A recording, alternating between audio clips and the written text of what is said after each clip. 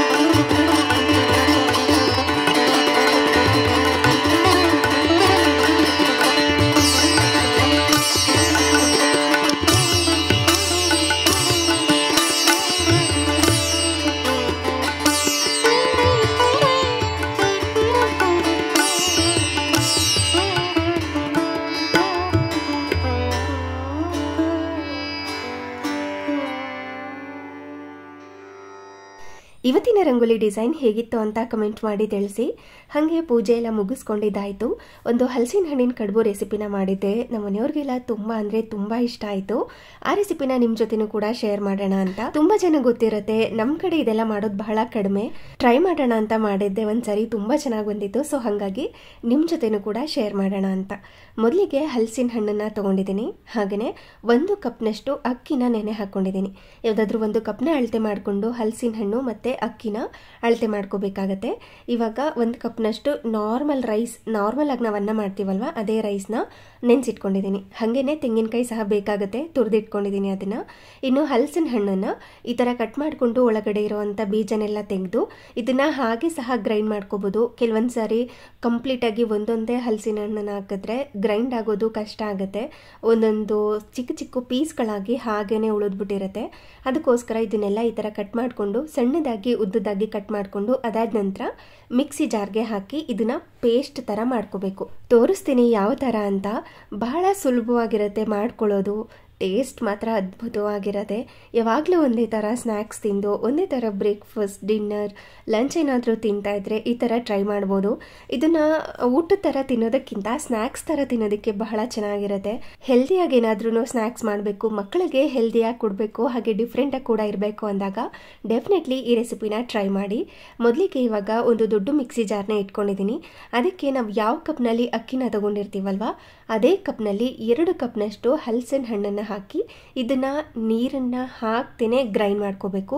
Full ಸ್ಮೂತಾಗಿಯೇ ಇದನ್ನು ರುಬ್ಕೋಬೇಕಾಗತ್ತೆ. ತರಿಯಾಗಿರಬಾರ್ದು, complete ಸ್ಮೂತಾಗಿ paste ಥರ ಆಗಬೇಕು. ಆ ಥರ ಇದನ್ನು ರುಬ್ಕೊಂಡು ಒಂದು ಮಿಕ್ಸಿಂಗ್ ಬೌಲ್ಗೆ ಸೇರಿಸ್ಕೋಬೇಕು.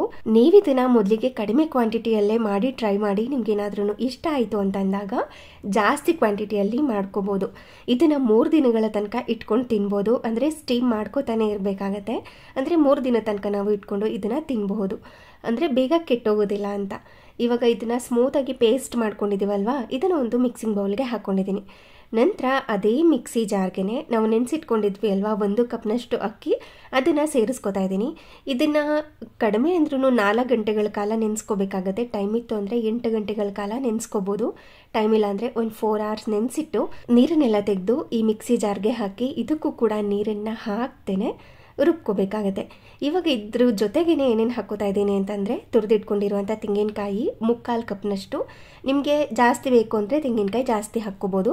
ಹಾಗೆ ಸಿಹಿಗೆ ತಕ್ಕಂತೆ ಬೆಲ್ಲನ ಸೇರಿಸ್ಕೋಬೇಕು. ನಿಮಗೆ ಜಾಸ್ತಿ ಸ್ವೀಟ್ ಬೇಕಂತಂದರೆ ಜಾಸ್ತಿ ಹಾಕ್ಕೋಬೋದು, ಕಡಿಮೆ ಬೇಕು ಅಂದರೆ ಕಡಿಮೆ. ಆಲ್ರೆಡಿ ಹಲಸಿನ ಹಣ್ಣಲ್ಲಿ ಸಿಹಿ ಅಂಶ ಇರುತ್ತಲ್ವ, ಬೆಲ್ಲ ಕಡಿಮೆ ಹಾಕ್ಕೊಂಡ್ರೂ ಕೂಡ ನಡೆಯುತ್ತೆ. ನಂತರ ಇದಕ್ಕೆ ಏಲಕ್ಕಿನ ಈ ಥರ ಬಿಡಿಸಿ ಸೇರಿಸ್ಕೊಂಡು ಇದಕ್ಕೂ ಸಹ ನೀರನ್ನು ಹಾಕ್ತೇನೆ ರುಬ್ಕೋಬೇಕು. ಬೆಲ್ಲ ಹಾಕ್ಕೊಂಡಿರ್ತೀವಲ್ವ ಅದರಲ್ಲೇ ಸ್ವಲ್ಪ ನೀರು ಬಿಟ್ಕೊಳ್ಳೋ ಚಾನ್ಸಸ್ ಇರುತ್ತೆ. ಹಾಗೆ ಅಕ್ಕಿನ ನೆನೆಸಿಟ್ಕೊಂಡಿರ್ತೀವಲ್ವ ನೀರನ್ನು ಹಾಕ್ಕೊಳ್ಳೋ ಅಗತ್ಯ ಇಲ್ಲ. ಇದೇ ಥರ ಗಟ್ಟಿಯಾಗೇ ಇರಬೇಕು. ಇದು ನೋಡ್ತಿದ್ದೀರಲ್ವ, ಈ ಥರ ಗಟ್ಟಿಯಾಗಿರಬೇಕು. ನಿಮ್ಮ ಮಿಕ್ಸಿ ಜಾರ್ ಏನಾದ್ರೂ ಸ್ವಲ್ಪ ಗಟ್ಟಿ ಆಗೋಯ್ತು, ಸರಿಗೆ ರುಬ್ತಾ ಇಲ್ಲ ಅಂದಾಗ ಸ್ವಲ್ಪ 1-2-3 ಸ್ಪೂನಷ್ಟು ನೀರನ್ನು ಹಾಕಿ ರುಬ್ಕೊಂಡು ಇದನ್ನು ಚೆನ್ನಾಗಿ ಮಿಕ್ಸ್ ಮಾಡಿಕೊಂಡು ಹೊಂದಿಸ್ಕೋಬೇಕು. ಎರಡನ್ನೂ ಒಟ್ಟಿಗೆ ಹಾಕಿ ರುಬ್ಕೊಂಡ್ಬಿಟ್ರೆ ಏನಾಗ್ಬಿಡುತ್ತೆ ಅಂತಂದರೆ ಹಲಸಿನ ಹಣ್ಣು ಜಾರೋ ಚಾನ್ಸಸ್ ಇರುತ್ತಲ್ವ. ಸೊ ಹಾಗಾಗಿ ಸಮಯದಿಲ್ಲ ಅನ್ನೋ ಕಾರಣಕ್ಕೋಸ್ಕರ ಎರಡನ್ನೂ ಕೂಡ ಅಂದರೆ ಅಕ್ಕಿನೇ ಸೆಪ್ರೇಟಾಗಿ ಇನ್ನು ಹಲಸಿನ ಹಣ್ಣಿನೇ ಸೆಪ್ರೇಟಾಗಿ ರುಬ್ಕೊಂಡು ಸೇರಿಸ್ಕೊಂಡು ಅದಾದ ನಂತರ ಈ ಥರ ಚೆನ್ನಾಗಿ ಮಿಕ್ಸ್ ಮಾಡ್ಕೊಳ್ಳೋದಷ್ಟೇ. ಇನ್ನು ಇದನ್ನು ಹಲಸಿನ ಎಲೆ ಇರುತ್ತಲ್ವ ಅದರಿಂದ ಸಹ ಮಾಡ್ಕೋಬೋದು, ಇಲ್ಲಾಂದರೆ ಈ ಥರ ಬಾಳೆ ಎಲೆನ ಬಳಸ್ಕೊಂಡು ಸಹ ಮಾಡ್ಕೋಬೋದು. ಇದನ್ನು ಮಡಚ್ಕೊಂಡು ಅಂದರೆ ಇದರೊಳಗಡೆ ಸ್ಟಫಿಂಗ್ನ ಇಟ್ಟು ಅದಾದ ನಂತರ ಸ್ಟೀಮ್ ಮಾಡ್ಕೊಳ್ಳೋದ್ರಿಂದ ಕೆಲವೊಂದು ವಿಧಾನಗಳನ್ನ ನಾವು ಫಾಲೋ ಮಾಡಿಕೊಳ್ಳೇಬೇಕಾಗತ್ತೆ. ನಾರ್ಮಲ್ ಆಗಿ ನಾವು ಈ ಬಾಳೆ ಎಲೆನ ಮಡಚ್ತೀವಿ ಅಂದಾಗ ಇದು ಕಟ್ಟಾಗೋ ಚಾನ್ಸಸ್ ಇರುತ್ತೆ, ಅಂದರೆ ಒಡೆದೋಗೋ ಚಾನ್ಸಸ್ ಇರುತ್ತೆ. ಅದಕ್ಕೋಸ್ಕರ ಏನು ಮಾಡ್ತಾ ಇದ್ದೀನಿ ಅಂತಂದರೆ ಇದನ್ನು ಚೆನ್ನಾಗಿ 1-2 ಸಾರಿ ವಾಶ್ ಮಾಡಿಕೊಂಡು ಈ ಮಧ್ಯದಲ್ಲೊಂದು ಕಡ್ಡಿ ಥರ ಇರುತ್ತಲ್ವ ಅದನ್ನು ಕಟ್ ಮಾಡಿ ತೆಗೆದು ಒಂದು ಬಾಳೆ ಎಲೆನ ಈ ಥರ 2 ಪೀಸ್ ಥರ ಮಾಡ್ಕೊಂಡಿದ್ದೀನಿ. ಅದಾದಮೇಲೆ ಈ ತೇವಾಂಶ ಏನಿದೆ ಅದನ್ನು ಒಂದು ಕಾಟನ್ ಬಟ್ಟೆಯಿಂದ ಚೆನ್ನಾಗಿ ಒರೆಸಿಟ್ಕೋತಾ ಇದ್ದೀನಿ. ನೋಡಿ, ಈ ಥರ ಕೆಲವೊಂದು ಸಾರಿ ಹಾಲೆಲ್ಲ ಬಿದ್ದು ಈ ಥರ ಕರೆ ಆಗಿರುತ್ತೆ. ಅದನ್ನೆಲ್ಲ ನೀಟಾಗಿ ಕ್ಲೀನ್ ಮಾಡ್ಕೋಬೇಕು. ಕ್ಲೀನ್ ಮಾಡ್ಕೊಂಡ್ಮೇಲೆ ಒಲೆನ ಹಚ್ಚಿ ಇದನ್ನು ಸ್ವಲ್ಪ ಬಿಸಿ ಮಾಡ್ಕೋಬೇಕು. 1-2-3 ಸೆಕೆಂಡು ಈ ಬಿಸಿ ಹಬೆ ಬರ್ತಾ ಇರುತ್ತಲ್ವ ಅದರಿಂದ ಜಸ್ಟ್ ಇದನ್ನು ಈ ಥರ ಡೈರೆಕ್ಟ್ ಒಲೆ ಮೇಲೆ ಸುಟ್ಕೋಬೇಕಾಗತ್ತೆ. ಈ ಥರ ಮಾಡಿಕೊಂಡ್ರೆ ಬಾಳೆ ಎಲೆ ಸಾಫ್ಟಾಗಿ ಆಗುತ್ತೆ. ಮಡಚಿದಾಗ ತುಂಬ ಚೆನ್ನಾಗಿ ಅದು ಕ್ಲೋಸ್ ಆಗುತ್ತೆ. ಅಂದರೆ ಈ ಬಾಳೆ ಎಲೆ ಒಡೆದೋಗೋ ಚಾನ್ಸಸ್ ಇರೋದಿಲ್ಲ, ಅಂದರೆ ಕಟ್ಟಾಗೋ ಚಾನ್ಸಸ್ ಇರೋದಿಲ್ಲ. ಬೇಕಾದರೆ ನೀವು ಅಬ್ಸರ್ವ್ ಮಾಡಿ ನೋಡಿ, ನಾರ್ಮಲ್ ಬಾಳೆ ಎಲೆ ಹಸಿರುತ್ತಲ್ವ ಅದನ್ನು ಮಡಚಿದಾಗ ಕಟ್ಟಾಗೋ ಚಾನ್ಸಸ್ ಇರುತ್ತೆ. ಈ ಥರ ಸ್ವಲ್ಪ ಬಿಸಿ ಮಾಡಿಕೊಂಡಾಗ ನಾವು ಹೆಂಗೆ ಬೇಕೋ ಆ ಥರ ಮಡಚ್ಕೋಬೋದು. ಅಂದರೆ ನಾರ್ಮಲ್ ನಾವು ಬಟ್ಟೆ ಮಡಿಸ್ತೀವಲ್ವ ಅದೇ ಥರ ಫೀಲ್ ಆಗ್ತಾ ಇರುತ್ತೆ. ನೋಡ್ತಿದ್ದೀರಾ, ಇವಾಗ ಇದನ್ನು ನಮಗೆ ಯಾವ ಸೈಜ್ನಲ್ಲಿ ಬೇಕು ಆ ಸೈಜ್ನಲ್ಲಿ ಕಟ್ ಮಾಡ್ಕೋಬೇಕು. ನೋಡಿ, ಈಗ ನಾನು 4 ಎಲೆನ ಕಟ್ ಮಾಡಿ ಇಟ್ಕೊಂಡಿದ್ದೀನಿ. ಹಾಗೆ ಇನ್ನೊಂದು ಸೈಡಲ್ಲಿ ಸ್ಟೀಮ್ಗೆ ಅಂತ ಒಂದು ಪಾತ್ರೆನ ಇಟ್ಕೊಂಡು ಅದಕ್ಕೆ ನೀರನ್ನು ಹಾಕಿ ಇದೇನಿದು ಸ್ಟೀಮರ್ ಅದನ್ನು ಕೂಡ ಪ್ಲೇಸ್ ಮಾಡಿ ಒಂದು ಲಿಡ್ಡನ್ನ ಕ್ಲೋಸ್ ಮಾಡಿ ನೀರನ್ನು ಕುದಿಲಿಕ್ಕೆ ಇಟ್ಕೋತೀನಿ. ಈ ನೀರು ಕುದಿಯೋ ಅಷ್ಟರಲ್ಲಿ ಇವಾಗ ಬಾಳೆ ಎಲೆಗೆ ನಾವು ರೆಡಿ ಮಾಡಿ ಇಟ್ಕೊಂಡಿರೋ ಅಂಥ ಹಿಟ್ಟೇನಿತ್ತು ಅದನ್ನು ಹಾಕಿ ಕ್ಲೋಸ್ ಮಾಡ್ಕೋಬೇಕು. ನಾನು ವಿಡಿಯೋದಲ್ಲಿ ತೋರಿಸ್ತೀನಿ ಯಾವ ಥರ ಕ್ಲೋಸ್ ಮಾಡ್ಕೊಳ್ಳೋದು ಅಂತ. ಇದು ವೆರಿ ಸಿಂಪಲ್ ಮೆಥಡ್. ನೀವು ಬೇಕಿದ್ರೆ ರೌಂಡ್ ಶೇಪಲ್ಲಿ ನಿಮ್ಗೆ ಯಾವ ಶೇಪ್ನಲ್ಲಿ ಬೇಕೋ ಆ ಶೇಪ್ನಲ್ಲಿ ಇದನ್ನು ಫೋಲ್ಡ್ ಮಾಡಿಕೊಂಡು ಮಡಚಿ ಸ್ಟೀಮ್ ಮಾಡ್ಕೋಬೋದು. ನಾನಿಲ್ಲಿ ಸ್ವಲ್ಪ ಸ್ಕ್ವೇರ್ ಶೇಪಲ್ಲೇ ಮಾಡಿ ಸ್ಟೋರ್ ಮಾಡ್ಕೋತಾ ಇದ್ದೀನಿ. ನೋಡಿ, ಹಿಟ್ಟು ಯಾವ ಥರ ಇರಬೇಕು ಅಂದರೆ ಹಾಕಿದ ತಕ್ಷಣ ಇದು ಹರಡ್ಕೋಬಾರ್ದು, ಈ ಥರ ಗಟ್ಟಿಯಾಗೇ ಕೂತ್ಕೋಬೇಕು. ಆ ಥರನೇ ಹಿಟ್ಟನ್ನು ರೆಡಿ ಮಾಡ್ಕೋಬೇಕಾಗತ್ತೆ. ಇವಾಗ ಒಂದು ಸೈಡ್ ಈ ಥರ ಕ್ಲೋಸ್ ಮಾಡಿ ಇನ್ನೊಂದು ಸೈಡಲ್ಲೂ ಕೂಡ ಕ್ಲೋಸ್ ಮಾಡಿ ಮತ್ತು ಈ 2 ಕಾರ್ನರ್ಸಲ್ಲೂ ಕೂಡ ಕ್ಲೋಸ್ ಮಾಡಿ ಇದನ್ನು ಉಲ್ಟಾ ಮಾಡಿ ಇಡ್ತೀನಿ ನಾನು. ಈ ಥರ ಮಾಡಿ ಇಟ್ಕೊಂಡಾಗ ಅದು ಓಪನ್ ಆಗೋ ಚಾನ್ಸೇ ಇರೋದಿಲ್ಲ. ಅದಕ್ಕೋಸ್ಕರ ಇದೇ ಥರ ಎಲ್ಲನೂ ಕೂಡ ಕ್ಲೋಸ್ ಮಾಡಿಕೊಂಡು ರೆಡಿ ಮಾಡ್ಕೊಂಡಿದ್ದಾಯಿತು. ಅಷ್ಟರಲ್ಲಿ ನೀರು ಕೂಡ ಕುದಿಲಿಕ್ಕೆ ಸ್ಟಾರ್ಟ್ ಆಗ್ತಾ ಇತ್ತು, ಬಿಸಿ ಕೂಡ ತಾಗ್ತಾ ಇತ್ತು. ಹಾಗೆ ಅದ್ರ ಮೇಲೆ ಇನ್ನೊಂದು ಬಾಳೆ ಎಲೆನ ಇಟ್ಕೊಂಡಿದ್ದೀನಿ. ಹಾಗೆ ಕ್ಲೋಸ್ ಮಾಡಿರುವಂಥದ್ದು ಮೇಲ್ಗಡೆನೇ ಬರಬೇಕು ಆ ಥರ ಇಟ್ಕೋತೀನಿ. ಏಕೆಂದರೆ ಕೆಲವೊಂದು ಸಾರಿ ನಾವು ಉಲ್ಟಾ ಇಟ್ಟಾಗ ಅದು ಹರ್ಕೊಂಡು ಬರೋ ಚಾನ್ಸಸ್ ಇರುತ್ತೆ. ಅಂದರೆ ನಾವು ಫೋಲ್ಡ್ ಮಾಡಿರ್ತೀವಲ್ವ ಓಪನ್ ಆಗಿ ಹೊರಗಡೆ ಬರೋ ಚಾನ್ಸಸ್ ಇರುತ್ತೆ. ಅದೆಲ್ಲ ಯಾಕೆ ಸುಮ್ಮನೆ ರಿಸ್ಕ್ ಅಂತ ಕ್ಲೋಸ್ ಮಾಡಿರುವಂಥದ್ದು ಓಪನ್ ಆದರೂ ಪರವಾಗಿಲ್ಲ, ಅದು ಮೇಲ್ಗಡೆ ಬಂದ್ರೂ ಸ್ಟೀಮ್ ಆದಾಗ ಅದು ಕರೆಕ್ಟಾಗಿ ಆಗಿಬಿಡುತ್ತೆ.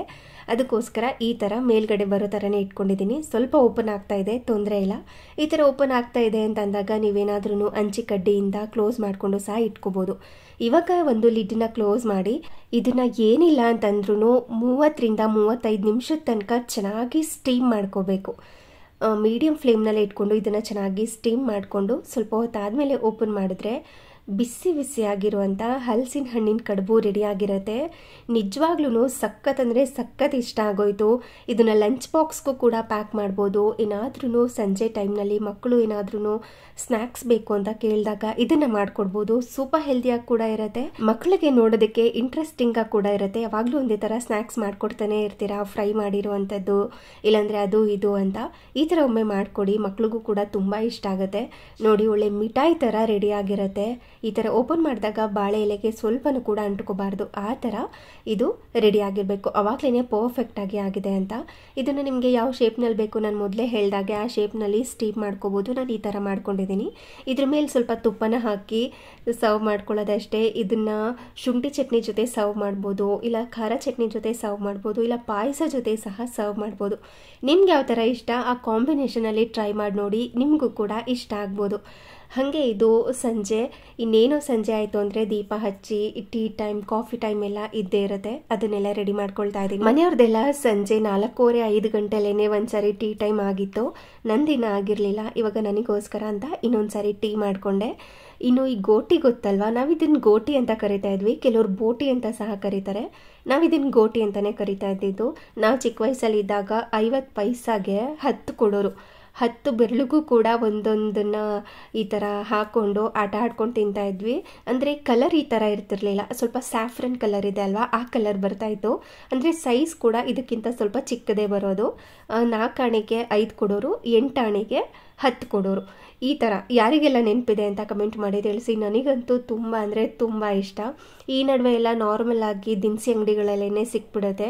ಡೈರೆಕ್ಟಾಗಿ ತೊಗೊಂಡು ಬಂದು ಇದನ್ನು ನಾವು ಹಪ್ಪಳ ಸಂಡಿಗೆ ಎಣ್ಣೆಗೆ ಹಾಕೋತೀವಲ್ವ, ಆ ಥರ ಎಣ್ಣೆಗೆ ಹಾಕಿ ರೆಡಿ ಮಾಡ್ಕೋಬೋದು. ಇವಾಗ ಕಲರ್ದೆಲ್ಲ ಸೂಪರ್ ಮಾರ್ಕೆಟಲ್ಲಿ ಬಂದೇ ಬಿಡುತ್ತೆ. ಆನ್ಲೈನಲ್ಲಿ ನಾರ್ಮಲ್ ದಿನಸಿ ಅಂಗಡಿಲೆಲ್ಲ ಸಿಕ್ಬಿಡುತ್ತೆ. ಈ ಥರ ಮನೆಯಲ್ಲೇ ಮಾಡ್ಕೋಬೋದು. ಬೇಕು ಅಂದಾಗ ಈ ಥರ ಮಾಡ್ಕೊಂಡು ತಿಂತಾ ಇರ್ತೀನಿ. ಹಾಗೆಯೇ ಸ್ವಲ್ಪ ದಿನಸಿ ಎಲ್ಲ ತರಿಸಿದೆ, ಅದನ್ನೆಲ್ಲ ಚೆಕ್ ಮಾಡ್ಕೋತಾ ಇದ್ದೀನಿ. ದಿನಸಿ ಎಲ್ಲ ತರಕಾರಿ ಎಲ್ಲ ತರಿಸಿದ್ದೆ, ಅದನ್ನೆಲ್ಲ ಚೆಕ್ ಮಾಡ್ಕೋತಾ ಇದ್ದೀನಿ. ನನಗೆ ಸ್ವಲ್ಪ ಮೂಗು ಕಟ್ಕೊಂಡಿರೋದ್ರಿಂದ ಸ್ಮೆಲ್ಲೇ ಗೊತ್ತಾಗ್ತಾ ಇರಲಿಲ್ಲ. ಮನೆಯವರೆಲ್ಲ ಮಾವಿನ ಹಣ್ಣು ಎಷ್ಟು ಗಮ್ ಅಂತ ಇದೆ ಅಂತ ಹೇಳ್ತಾ ಇದ್ದಾರೆ. ಅದೇ ನಾನು ತುಂಬ ಹತ್ರದಲ್ಲಿ ಇಟ್ಕೊಂಡು ಸ್ಮೆಲ್ ಮಾಡಿದ್ರೂ ಕೂಡ ಗೊತ್ತಾಗ್ತಾ ಇರಲಿಲ್ಲ. ಅಷ್ಟು ಮೂಗು ಬ್ಲಾಕ್ ಆಗಿಬಿಟ್ಟಿದೆ. ಅಡುಗೆ ಮಾಡೋವಾಗ್ಲೂ ಕೂಡ ಪ್ರಾಪರಾಗಿ ಗೊತ್ತಾಗ್ತಾ ಇಲ್ಲ. ಹುಷಾರು ತಪ್ಪಿದ್ರೆ ನೋಡಿ ಎಷ್ಟೆಲ್ಲ ಪ್ರಾಬ್ಲಮ್ ಅಂತ. ಹಾಗೆ ಸ್ವಲ್ಪ ತರಕಾರಿ ಎಲ್ಲ ತರಿಸಿದ್ದೆ ಅಲ್ವಾ, ಅದೆಲ್ಲ ತುಂಬ ಚೆನ್ನಾಗಿ ಬಂದಿತ್ತು ಈ ಸಾರಿ.